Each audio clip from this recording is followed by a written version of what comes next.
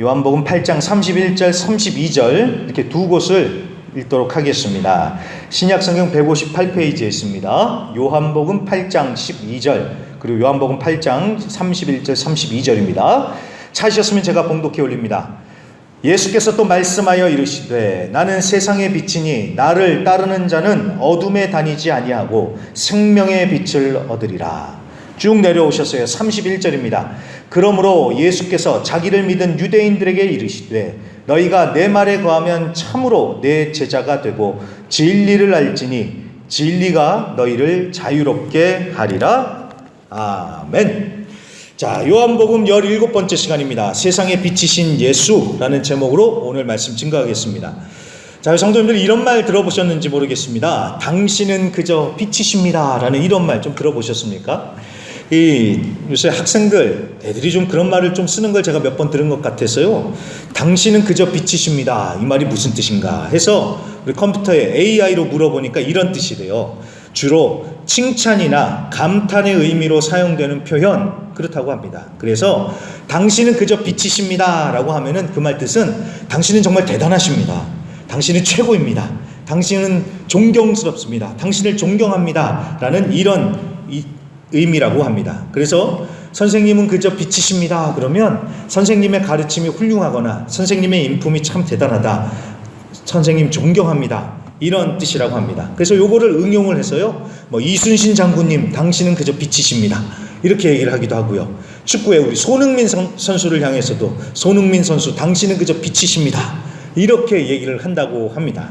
자, 이걸 보면서요 참 사람들이 재밌게 말을 잘한다라는 생각이 들면서도요, 저는 목사잖아요. 그러다 보니까 곧바로 생각이 드는 게 그래도 뭐니 해도 진짜 빛은 예수님밖에 없다. 예수님 당신은 빛이십니다 라는 말이 저는 저절로 떠올랐습니다. 자, 예수님이 참 빛이십니다. 그렇다고 해서 예수님이 그냥 최고다 그냥 이 정도 수준이 아니시죠. 예수님은 진짜 빛이셔서 어두운 우리의 인생을 밝혀주시고 생명으로 인도하시는 분이십니다. 자, 오늘 본문에서 이야기하는 바가 바로 그것입니다. 12절에 보시면 예수님은 나는 세상의 빛이다 라고 이렇게 말씀을 하십니다. 나는 세상의 빛이다. 자, 이걸 좀 전문적인 말로 예수님의 자기 선언이라고 합니다. 이렇게 예수님께서 나는 무엇이다 라고 자기 선언을 하시는 것이 요한복음에 7번이 나옵니다. 7번이요. 그 첫 번째가 요한복음 6장에 나는 생명의 떡이다. 그게 첫 번째였습니다. 그리고 오늘 두 번째로 나는 생명의 빛이다 라고 하시면서 자기 선언을 하세요. 그런 게 있구나 라고 알고 보시면 좀 더 요한복음이 더 쉽게 재밌게 다가오시겠죠. 자, 아무튼 예수님이 빛이시다 라는 것에 우리가 토를 달 사람은 없을 것입니다. 그런데 이런 생각은 듭니다. 아니 갑자기 왜 이 시점에 예수님은 나는 세상의 빛이다 라는 자기 선언을 하실까? 좀 뭔가 뜬금없이 갑자기 튀어나온 것 같잖아요. 자, 여러분 이것은요 초막절과 관련이 있습니다. 초막절. 자, 요한복음 7장에 보면은 초막절이 시작이 됩니다. 그래서 오늘 우리가 읽었던 요한복음 8장 이 시점까지 이 예루살렘은 초막절을 지키느라고 막 사람들이 몰려들어가지고 막 북적북적대고 있습니다. 사람들이 초막절을 지키려고 예루살렘에 어마어마하게 몰려 있다는 거예요. 자, 근데 초막절이 어떤 절기인지 기억을 하시죠? 초막절. 그러니까 초막절이라는 말처럼 말 그대로 초막을 만들어내고 지내는 절기, 명절입니다. 그래서 모세와 이스라엘 백성들이 애굽에서 탈출을 하고 광야에서 초막을 짓고 생활했던 것을 기념하면서 그때 하나님께서 우리 조상님들을 구원해 주셨다는 것을 기념하면서 이렇게 초막절이라는 것을 지킵니다. 자, 그런데 이 초막절 때 아주 중요한 의식이 있었다고 했죠. 그게 뭐냐? 바로 제단에 물을 갖다 붓는 것입니다. 물을 갖다 붓는 의식이요. 자, 이것은 왜 제단에 물을 붓느냐 하면은 광야 생활을 하던 때 하나님께서 반석에서 물을 탁 나게 하셨잖아요. 그래서 백성들을 다 마시게 했지요. 자, 바로 그것을 기념하는 것입니다. 그래서 제단에 물을 붓는데, 자, 그때 물을 부을 때인지 아니면 물을 다 붓고 나서인지 모르겠지만 아무튼 그 물이 그렇게 됐을 때에 예수님께서 말씀을 하시죠. 내게로 와서 마셔라. 내게로 와서 마셔라 라고 외치십니다. 그래서 영원히 목마르지 않는 생수의 강, 즉 성령을 주시겠다고 예수님께서 딱 그때 말씀을 하십니다. 자, 이게 아주 기가 막힌 타임인 거예요. 사람들은 물이 부어지는 것을 봤습니다. 아니면 물이 부어진 것을 이미 보고 있어요. 그 물을 보면서 예수님께서 내게로 와라, 내가 생수의 강을 주겠다 하니까 얼마나 매치가 연관이 잘 되겠습니까? 사람들은 그 물을 볼 때마다 예수님께서 말씀하신 그 생수의 강을 떠올릴 수밖에 없었을 것입니다. 자, 그게 내가 생수의 강을 주겠다는 말씀인데, 자, 오늘 나는 세상의 빛이다라는 것도 같은 배경입니다. 초막절 마지막 날에 또 한 가지 의식이 또 있었습니다. 그게 뭐냐면 여인들이 뜰에서 불을 밝히는 행사가 있었습니다. 앞에서는 물을 부었다 그러지요. 이거는 횃불을 밝히는 것입니다. 자, 그냥 이게 불을 켜는 정도가 아니라 이게 꼭 불놀이, 캠프파이어 하는 것처럼 막 사람들이 불구경을 하면서 춤추고 노래하는 아주 중요한 시간이었다고 합니다. 자, 왜 불을 밝히는 것일까요? 마찬가지로 이스라엘 백성들이 광야에서 지낼 때 하나님께서 이스라엘 백성들을 인도하셨습니다. 뭘로요? 낮에는 구름 기둥, 밤에는요 불 기둥으로 인도하셨죠. 바로 그겁니다. 그 광야, 아무것도 없는 그 광야에서 하나님께서 불 기둥으로 이스라엘 백성들을 인도하시고 보호하셨죠. 자, 그거를 기억하고 기념하면서 이렇게 불을 밝히는 행사를 하는 것입니다. 자, 그런데 바로 그 불을 밝히는 그 타이밍에 예수님이 오늘 뭐라 그러세요? 나는 세상의 빛이다 라고 이렇게 선언을 하십니다. 그러면서 나를 따르는 자는 어둠에 다니지 않고 생명의 빛을 얻으리라 라고 이렇게 말씀을 하시는 겁니다. 자, 불을 밝힐 때 예수님께서 나는 세상의 빛이다 라고 말씀을 하시니까 얼마나 타이밍이 기가 막히십니까? 그러니까 왜 세상의 빛이라는 이야기가 이 시점에서 나오는지 이제 충분히 감을 잡으실 것입니다. 자, 아무튼 이 12절 말씀, 나는 세상의 빛이다 라고 하신 이 말씀을 잘 보면 이제 요한복음 8장 59절까지 전체의 말씀을 잘 이해하시게 될 것입니다. 이제부터는 잘 따라와 주세요. 우리가 이 본문이 워낙 길어가지고 다 읽을 수는 없고요. 아무튼 맥을 짚어가면서 빨리 훑어보도록 하겠습니다. 자, 예수님은 빛이세요. 예수님이 말씀하신 것처럼. 그래서 예수님은 빛이신데 예수님이 없이 산다는 것은 빛이 없이 산다는 것이죠. 자, 빛이 없다는 것은 어두움입니다. 자, 사람이 어두움을 마주하면 어떻습니까? 어두움이요. 무섭죠. 어두움이요. 그리고 어두움 가운데 있으면 막막하고 답답하고 또 불안함도 밀려옵니다. 이 무슨 일이 벌어질지 모르잖아요. 그러니까 두려워하고 불안함이 엄습해 옵니다. 어두움 가운데 있으면요. 실제로 몇 년 전에 미국 어딘가에서 전기가 나갔는데 한 20몇 시간이 나갔답니다. 그러니까 얼마나 불편하겠어요? 근데 불편한 것은 둘째 치더라도요, 사람들이 막 너무 불안해하고 무서워하더래요. 그러니까 온 도시가 깜깜하니까요. 게다가 상황이 그렇게 되니까 강도들이요, 자기들 세상 만난 것처럼 막 활개를 치고 다니면서 막 도둑질하고 사람들한테 강도질하고 막 그랬답니다. 그래서 지옥 그 자체였다라고 하더라고요. 자, 여러분, 빛이 없는 세상은 바로 그렇다는 겁니다. 두렵습니다. 불안합니다. 그리고 어둠, 빛이 없는 어둠은 악을 상징하죠. 악이요, 악. 그리고 또 어둠은 무지를 상징합니다. 무지, 모른다는 거예요. 모른다. 자, 오늘 8장에 나오는 바리새인들이 그랬습니다. 이 사람들은 어둠 가운데 있는 사람들, 악하고 무지한 사람들이었습니다. 몰라요. 그래서 예수님께서 아무리 설명을 해주셔도 계속 딴소리만 하면서 이해를 못합니다. 논쟁, 말싸움만 합니다. 그래서 13절에 예수님이 나는 세상의 빛이다라고 말씀하시니까 이 사람들이 뭐라 그럽니까? 아니, 자기 스스로 빛이라고 낯간지럽게 말하는 사람이 어디 있냐 하면서 예수님께 핀잔을 줍니다. 그랬더니 14절에 예수님께서 내가 나를 위하여 증언하여도 내 증언이 참된 이유는 나는 내가 어디서 오며 어디로 가는 것을 알지만 너네는 모른다. 이렇게 예수님께서 대답하십니다. 자, 예수님은 어디서 와서 어디로 가는지 아신대요. 하지만 바리새인들은 자기들이 어디서 와서 어디로 가는지 모른다라고 하시죠.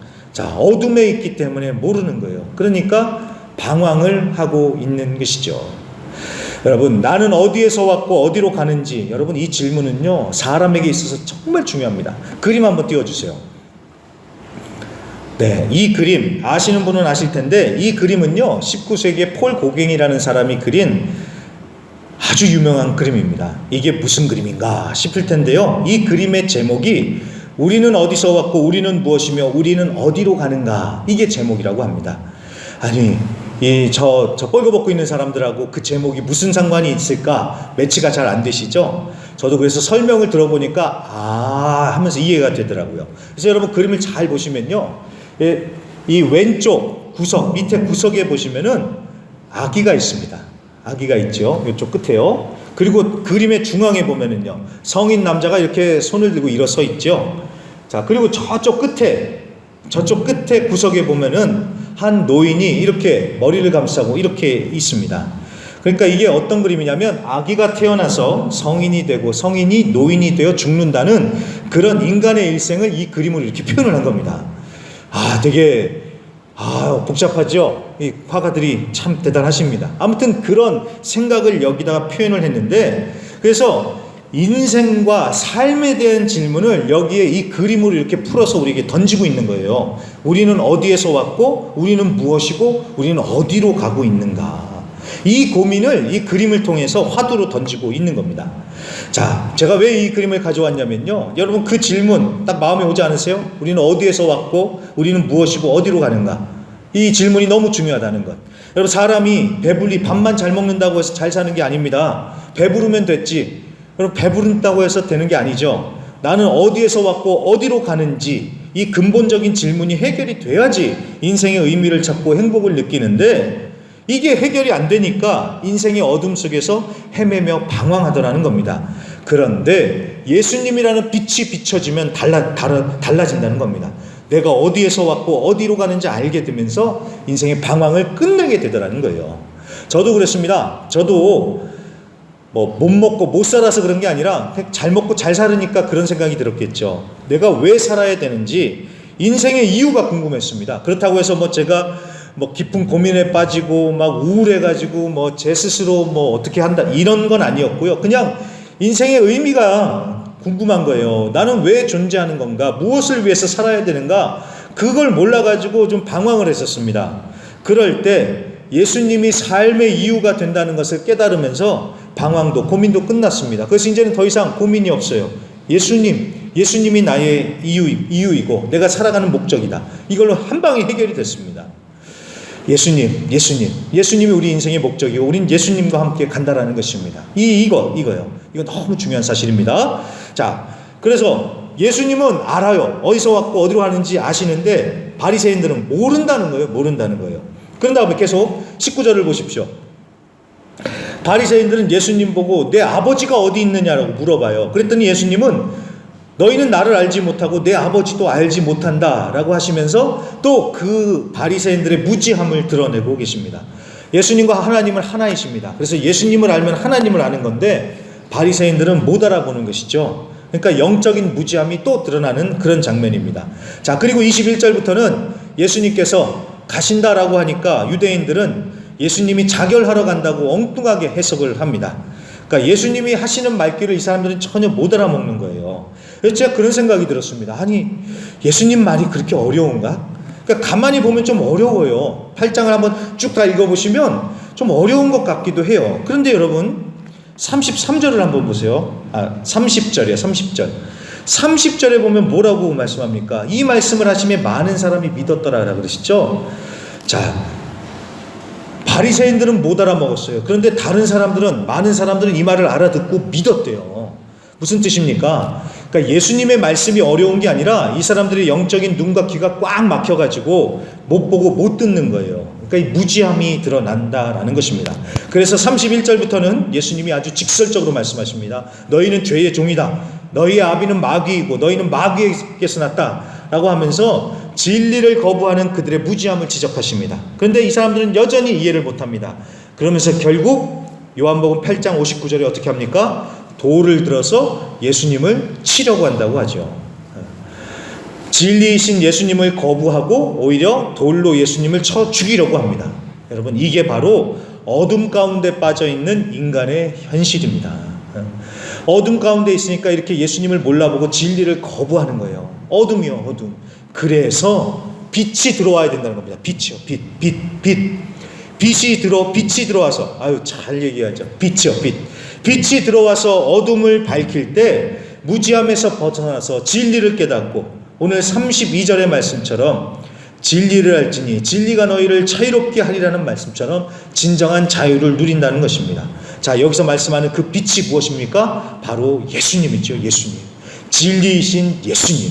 그래서 예수님을 믿고 영접할 때 어둠이 걷히고 진짜 새 삶이 펼쳐진다는 겁니다. 그래서 여러분, 빛이신 예수님을 향해서 마음을 여십시오. 그리고 예수님의 빛을 받아들이시길 바랍니다. 그래서 생명의 빛을 얻으실 수 있기를 바랍니다. 생명의 빛이라고 하는데요, 어느 책에 보니까 정말 빛은 생명력을 준다고 그렇게 얘기를 하는데 제가 굉장히 공감을 했습니다. 빛은 생명력을 준대요. 그래서 거기서 좀 읽어봤더니 거기서 그 책에서 이렇게 얘기하더라고요. 여러분, 식물이 잘 자라나려면 물도 먹어야 되지만 뭐가 필요합니까? 햇빛이 필요하잖아요. 그래서 햇빛을 받아서 광합성 작용을 해야지 잘 자라나는 거 아니겠습니까? 자, 광합성 작용을 하려면 빛을 흡수해야 됩니다. 빛이 있어야 돼요. 그 다음에 동물도 마찬가지입니다. 동물도 빛이 있어야 활동을 하는 것이고요. 사람도 햇빛을 봐야 됩니다. 햇빛을요. 사람이 햇빛을 잘 보지 못하면요, 호르몬에서 뭐가 나온대요. 제가 뭔지 기억은 안 나는데 아무튼 호르몬에서 뭔가 나와가지고 사람을 쫙 가라앉게 만든답니다. 그러면서 우울증이 생긴대요. 그래서 우울증에 빠진 사람의 특징이 뭐냐면 절대로 집 밖으로 안 나가려고 한답니다. 캄캄한 방에 갇혀가지고 입을 꽉 뒤집어 쓰고 햇빛을 안 보려고 한대요. 그래서 이 우울증을 이겨내려면 어떻게 해야 되느냐? 커튼 다 걷어내고요, 햇빛 방 안으로 들어오게 하고, 그 다음에 집 안에 방 안에만 처박혀 있을 게 아니라 나가서 하늘도 보고 햇빛도 쬐고 그래야 한대요. 그래야 한대요. 그래야지 산다라는 것입니다. 자, 근데 이게 우리 육신만 그런 게 아니라 영적으로도 그렇다는 거예요. 우리의 영혼이 살려면 빛이신 예수님을 봐야 한다는 겁니다. 그러면 산다는 것이죠. 그래야지 생명력이 생긴다는 것이죠. 그리고 진리이신 예수님을 통해서 진정한 자유함을 느끼게 된다는 것입니다.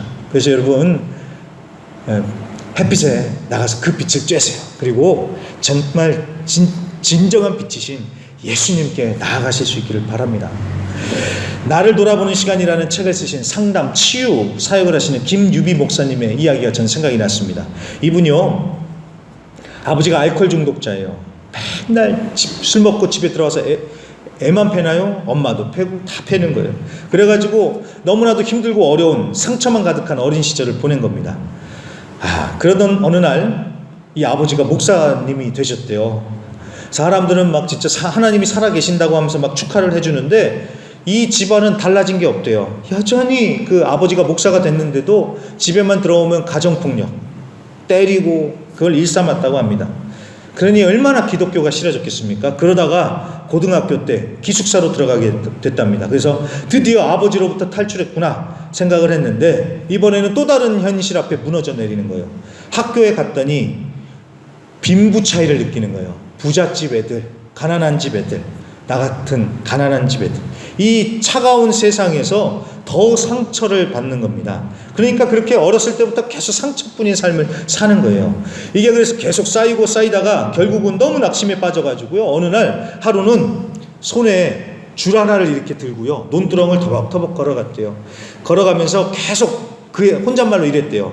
내가 죽어도 아무도 모를 거야. 내가 태어났다는 것도 아무도 몰라. 행복했던 적이 단 한 번도 없어. 나는 왜 태어난 걸까? 이렇게 혼잣말을 하면서 계속 걸어갔다고 합니다. 자, 위험하죠? 왜 이런 얘기를 했을까요? 죽으러 가는 거예요. 이렇게 나무에 목매달아 가지고요. 그러려고 가는 거예요. 자, 그렇게 혼잣말을 하다가 하나님을 원망하기 시작을 했다고 합니다. 하나님 도대체 왜?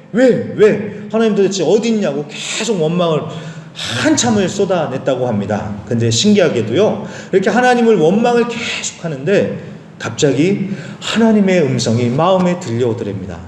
유비야, 살아야 한다. 너는 나의 사명을 가지고 이 세상에 보냄을 받았다. 너는 우연의 산물이 아니며 내가 너를 고유한 목적으로 이 세상에 보냈다.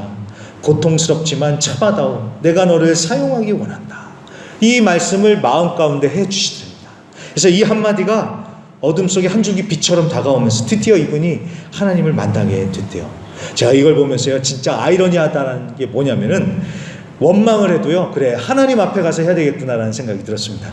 원망을 해도 하나님 앞에 가면 그게 기도가 되고 하나님을 만나는 계기가 되는구나. 그래서 여러분, 사람 앞에서 넋두리 할 필요가 없어요. 사람 앞에서 뭐 원망하고 넋두리 해봤자 같이 힘들지 뭐 우리가 뭐 어떻게 해줄 수가 있겠습니까? 어딜 가야겠습니까? 하나님 앞으로 가세요. 그래서 하나님 앞에 가서 원망이고 넋두리고 다 쏟아 놓으시길 바랍니다. 그러면 하나님을 만나실 것입니다. 아무튼 이분이 그렇게 하나님과 극적인 만남을 한 후에 이분이 이렇게 고백을 합니다. 그렇게 해서 그 순간 제 삶에 새로운 의미가 생겼습니다. 이전까지는 나는 쓸모없는 존재야, 나는 잘못 태어났어라는 거짓말에 사로잡혀 있었습니다. 그러나 예수님의 진리의 음성은 저를 살게 했습니다. 그리고 저는 그날 이후 다시 살아가기로 결심했습니다. 라고 이렇게 얘기를 합니다. 그러니까 어두운 인생 가운데 빛이 비춰지면서 드디어 제대로 된 인생이 시작이 되더라는 거예요. 여러분, 사람이요, 숨만 쉬고 있다고 해서 사는 게 아닙니다.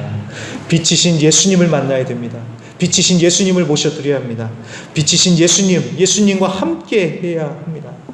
그래야지 사람이 진정 삶을 살아갈 수 있다는 것입니다. 자, 그런데 여기서 다시 12절로 돌아와서요. 12절에 보시면은 예수님이 나는 세상의 빛이다 라고 하시면서 그 다음에 뭐라고 말씀하십니까? 나를 따르는 자는 어둠에 다니지 않을 것이다 라고 하십니다. 예수님을 믿는 자, 그냥 단순히 믿는다고 하지 않으시고요, 예수님을 따라야 된다라고 말씀하시죠. 예수님을 따라야 된다. 이게 중요합니다. 예수님을 따라가야 됩니다. 자, 예수님을 따라간다는 것은 예수님과 동행하는 것입니다. 그리고 예수님과 깊은 관계 속으로 들어가는 것입니다. 무슨 말이냐? 예수님과 친해져야 된다는 거예요. 여러분, 따른다고 해서 뒤만 졸졸졸졸 따라다니는 게 아니죠. 여러분, 누군가와 함께 계속 다니려면 어떻게 해야 돼요? 그 사람과 친해져야죠. 친해야지 같이 가지. 안 친하면 그거 불편해서 어떻게 같이 다녀요? 그렇죠? 예수님과 동행하고 예수님을 따라가려면 예수님과 친해져야 됩니다. 사람도 계속 만나서 얘기하고 밥 먹고 그래야지 친해지고 관계가 깊어지면서 계속 같이 다니는 거 아니겠어요? 예수님하고도 그렇습니다. 예수님과도 계속 얘기하고요, 예수님과도 같이 시간 보내고 어디든 예수님과 함께 할 때 예수님과 친해지면서 비로소 예수님을 제대로 따라갈 수 있는 것입니다. 그래서 여러분, 교회만 다닌다고 해서 예수님을 따르는 게 아닙니다.